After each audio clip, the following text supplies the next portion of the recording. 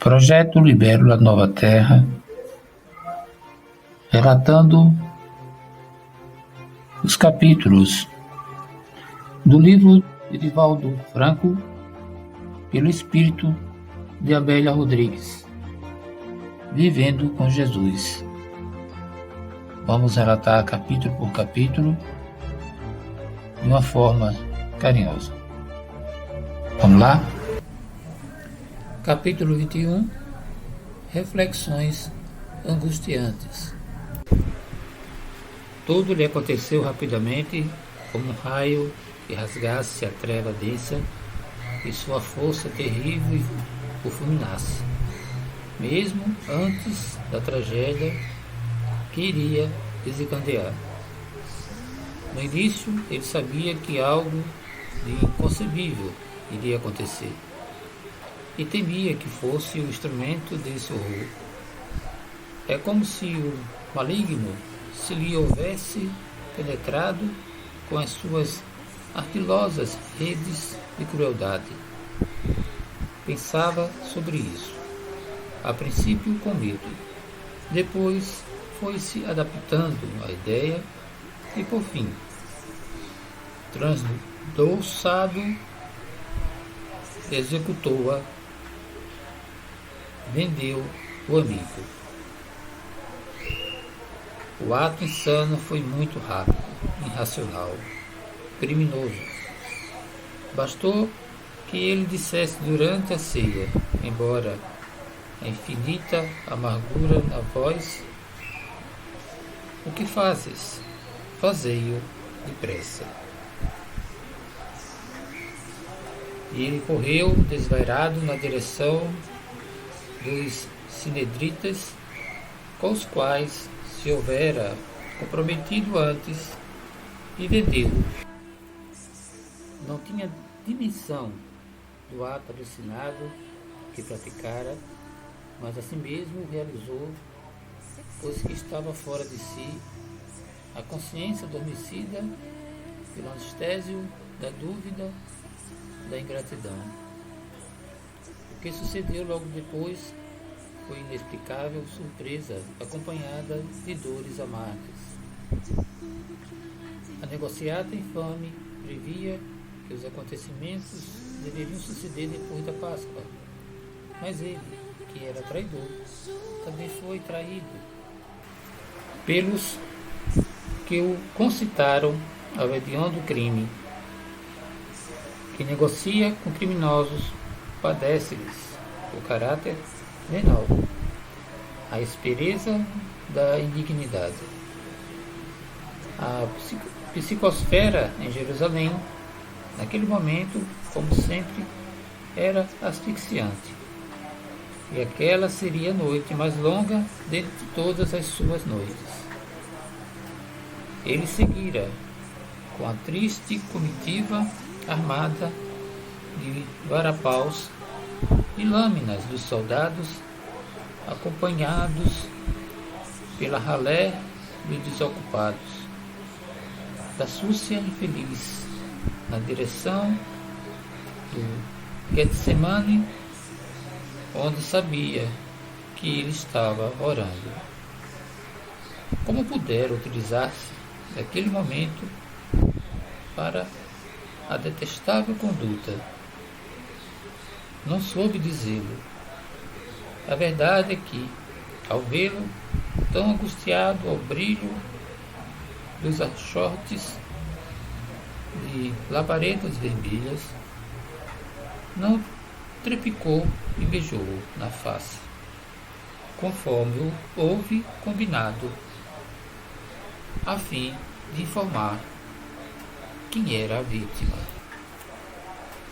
Viu então ser aprisionado sem nenhuma resistência, fitá-lo com infinita compaixão e deixar-se conduzir à presença dos infames julgadores.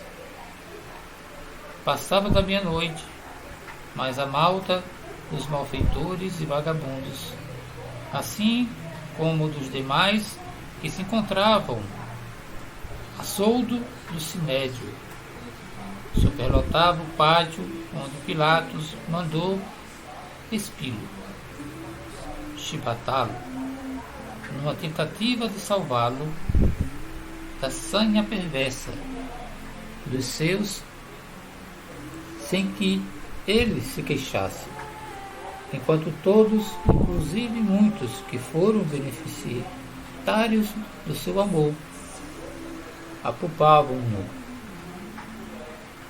A ingratidão das criaturas humanas é proverbial e a massa é o monstro que obedece ao comando do mais cruel. Tremeu, acovardado, na escuridão de um lugar de onde podia vê-lo vencido. Ele, que era seu amigo. Foi então milagre da consciência que a culpa se lhe esculpiu na alma com o ferro em brasa do remorso. As lágrimas avolumaram-se nos olhos e escorreram como ácido, queimando-lhe a face deformada pelo estupor que o tomou naquele momento. Correu na direção dos abutres que o traíram e tentou reparar o erro ignominioso.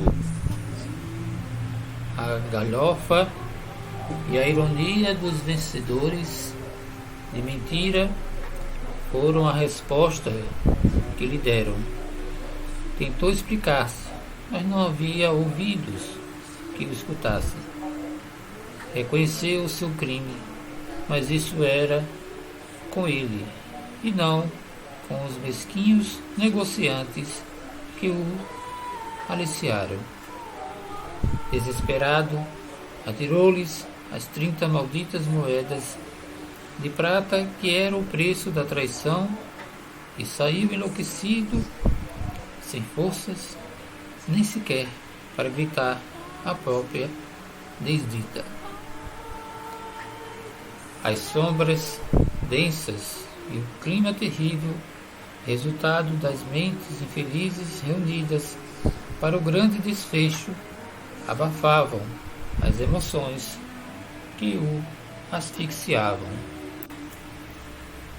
O horror apresentava-se em forma fantasma sobre a cidade infeliz dos profetas desprezados e assassinados, conforme ele o declarara oportunamente.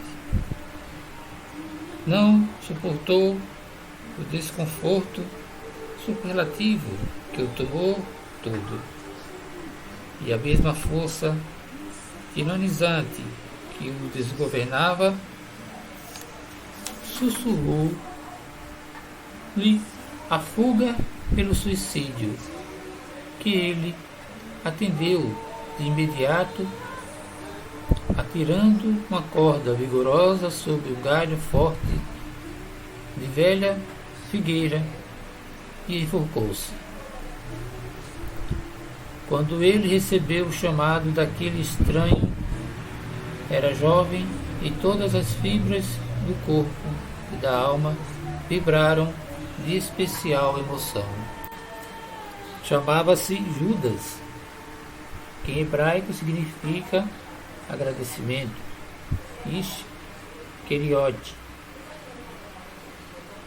Iscariote, também significando homem de Queriote, cidadezinha ao sul de Judá. E naquela ocasião era um idealista, um sonhador, possuidor de lúcida inteligência.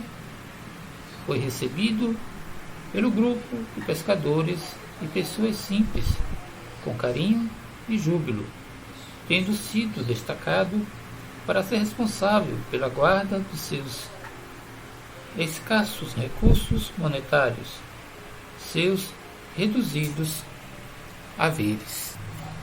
Ficou entusiasmado com o chamado e fascinado com aquele que o havia destacado com o convite. Quem convivesse com Jesus não tinha alternativa. Amava-o para sempre, ou detestava-o, nunca ficando indiferente. Ele deixou-se abrasar pelo seu verbo, altissonante e doce ao mesmo tempo. A sua mensagem, repassada de ternura, era um refrigério para a ardência do seu temperamento inquieto e para as suas ambições, pois que andelava por conquistar o mundo pelo poder, pelo destaque social. Pertencer a um reino especial era tudo quanto desejava então, tornando-se importante, merecendo e conseguindo homenagens e honrarias, como via acontecer com outros, que considerava sem mérito para o tanto. Tudo lhe parecia estar ao alcance, agora que se encontrava ao lado do taumaturgo, que tinha poder até mesmo sobre as forças da natureza. Viram-o limpar a Morfeia em corpos apodrecidos que se recompuseram de imediato, e não ocultava o contentamento por tê-lo como amigo. Todos os fenômenos imagináveis ou não, ele os vira acontecer com a interferência daquele amigo rabi que o comovia profundamente. As multidões emocionadas seguiam-no docemente como ovelhas submissas ao cajado do seu pastor. À medida que convivia com ele e os demais amigos, sua natureza experimentava alterações. Não entendia, por exemplo, por que ele feria os miseráveis, os réprodos, e dialogava com todos sentando-se à mesa com eles, que eram rejeitados por todos e por todos repudiados. Certamente que ele explicava serem os enfermos aqueles que necessitavam do médico, sendo ele o médico dos desventurados, particularmente dos excluídos da sociedade, pusilânime de sua época. Mas observava também que príncipes e militares de alto contorno o buscavam, porém sem receberem qualquer privilégio conforme suas posições requeriam. Ele era capaz de deixá-los esperando para atender um pária detestado, que não lhe parecia justo nem coerente. A pouco e pouco, os conflitos iniciais converteram-se em insegurança e desse passo a agasalhar dúvidas e receios quanto à vitória da empresa em que se encontrava. Amava Jesus, sim, a seu modo, mas nem sempre o compreendia. Os seus silêncios eram perturbadores e a sua indiferença pelos bens materiais, quase os desprezando, era difícil de entender-se. No banquete, por exemplo, na casa de Simão, outro detestado pela lepra que o vencia, quando Maria derramou-lhe de surpresa perfume especial e de alto preço, numa demonstração de afeto, ele não pôde silenciar e exclamou: "Por que não se vendeu esse perfume por 300 denários e não se deu aos pobres?" Em verdade, não era por sentimento de amor aos pobres e sofredores que ele tomara essa atitude, mas por avareza, por despeito, porque já furtava os bens dos amigos. Noutras vezes, irara-se com os companheiros que demonstravam desconfiança a respeito da sua fidelidade e do seu valor. Mas lentamente tentou ajustar-se ao grupo e ser útil. Quando constatou, porém, que o mestre não iria oferecer a Israel a governança do mundo, esmagando o Império Romano, decepcionou-se e pensou que poderia precipitar os acontecimentos. Quem sabe, pensara, numa circunstância grave, ele não se desvelaria, apelando para os seus simpatizantes que aguardavam somente a sua voz de comando. Ledo, equívoco, infeliz conclusão, pois que o reino dele não era desse mundo. E ele se enganou terrivelmente, perdendo a oportunidade, aniquilando-se. Judas amava Jesus, porém se interessava mais pelos próprios projetos e não pela promessa de amor incondicional da imortalidade. Infeliz, atirou-se ao abismo da perdição mediante a loucura do autocídio, esquecido do amor não amado que, apesar de tudo, não o olvidou, indo resgatá-lo nas regiões inferiores de sofrimentos inenarráveis, antes de ressurgir na madrugada do terceiro dia, após a sua crucificação e morte. Isto porque o amor não tem limites.